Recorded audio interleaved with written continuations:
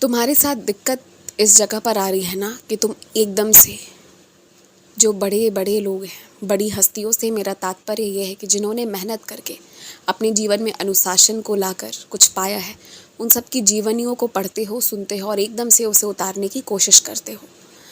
और यही कारण है कि तुम ना ठीक से सोते हो, ना सही समय पर उठते हो।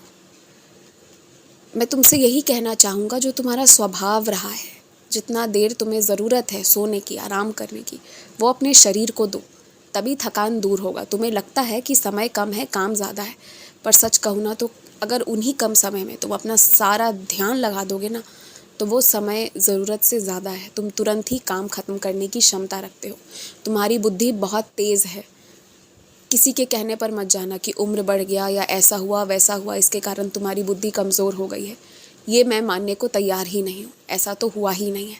पर हाँ, ये सच है कि तुम्हारी बुद्धि इतने जगहों पर इस वक्त भ्रमण कर रही है कि जिसके कारण वो उस जगह पर ध्यान नहीं लगा पाती जहाँ उसे होना चाहिए। तो बस ये सुधार करो और अपने स्वभाव को पूरी तरह बदलने की कोशिश मत करना।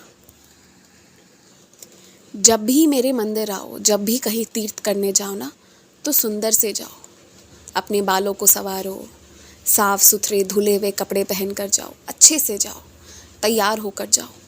और जब सजने संवरने का, अच्छे कपड़े पहनने का हक मैंने तुम्हें दिया है, तो वो धारण करो। उन्हें क्यों अपनी अलमारियों में बंद करके रखते हो? मैंने सादगी का जीवन जीने बोला है, इसका मतलब ये नहीं है कि तुम फटे पुराने कपड़े पहनकर घूमोगे।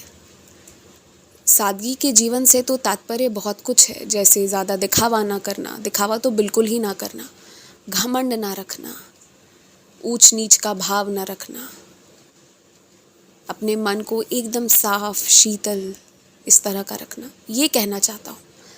लेकिन अपनी वेशभूषा में सुंदर से रहा करो। मैं भी तो अपने भक्तों के प्रेमवश शिरडी में भी और अन्य कई मंदिरों में भी वक्त वक्त पर तैयार होता रहता हूँ। मेरे बच्चे अपने हाथों से बनाए हुए तो कभी महंगे से महंगे शॉल लाकर मुझे देते हैं, मैं वो भी धारण करता हूँ। क्यों करता हूँ? प्रेमवश करता हूँ। मुझे इन चीज़ों की ज़रूरत नहीं, लेकिन मेरा भी स्नेह है तुम्हारे प्रति। मैं चाहता हूँ कि जब मैंने तुम्हें दिया है तो तुम वो बांटो भी, लेकिन अपने ऊपर भी लगाओ। यदि मैंने तुम्हें कपड़े दिए हैं तो जिनके पास वस्त्र की कमी हो उन्हें वस्त्र दान करो, पर अपने ऊपर भी खूब सुंदर से तैयार होकर रहा करो। यही चाहता हूँ मैं। और हाँ, देवी की आराधना करना चाहते हो तो सिर्फ उनके मंत्र जाप, उनके पाठ करने से ही उनकी आराधना नहीं होती है। कभी भी तुम्हारे पाँव के नीचे यदि कागज़ आ जाए तो उसे उठाओ, मस्तक से लगाओ, प्रणाम करो, उसे पोंछो और उसे ऊपर रख दो। एक एक कागज़ की, एक एक कलम की देवी सरस्वती का सम्मान करो। उनके हर रूप में जो भी चीज़ें तुम्हारे आसपास मौजूद है ना, उसका सम्मान करो। तब जाकर वास्तविकता में उस देवी का सम्मान होगा। जो धन तुम्हारे पास है ना, उसे भी बहुत इज्जत से, अच्छे से समेट कर रखो। वो सम्मान है देवी लक्ष्मी का। जहाँ ज़रूरत हो वहाँ पर कहो, बिना डरे, निडर होकर कहो। और जहाँ प्यार की ज़रूरत हो वहाँ ममता बरसाओ। इस तरह से देवी दुर्गा का भी सम्मान करो, तभी असली तरीके से तुम उनकी आराधना कर रहे हो।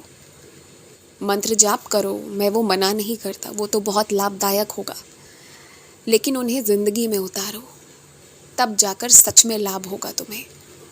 और तुम्हारा विश्वास है कि उनकी और मालिक की कृपा से सब अच्छा होगा, तो सब अच्छा होगा। और मुझे ऐसा लगता है कि तुम उनके विश्वास पर ही अपने ज़िंदगी के कई अहम चीज़ों को दांव पर लगाकर आगे जा रहे हो। चलो, आशीर्वाद है तुम्हें।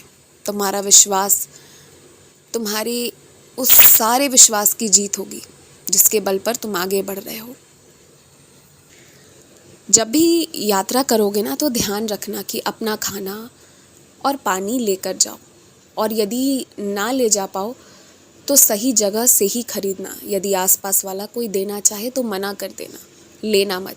ऐसा नहीं है कि वो हमेशा गलत ही होंगे, लेकिन फिर भी लेना मत। और यदि वो तुमसे मांगे तो तुम भी उन्हें जो अपना घर से लेकर जा रहे हो वो मत देना। खरीद कर सही जगह से, सही दुकान से दे देना, वो बात अलग है। पर इन छोटी छोटी बातों का ध्यान रखना। तुम्हें कहीं उलझना नहीं है, कहीं फंसना नहीं है। तो अपने कर्मों को भी ज़रा ध्यान में रख कर चलना। खुश रहो, मुस्कुराते रहो, तुम्हें पुरस्कार मिलेगा।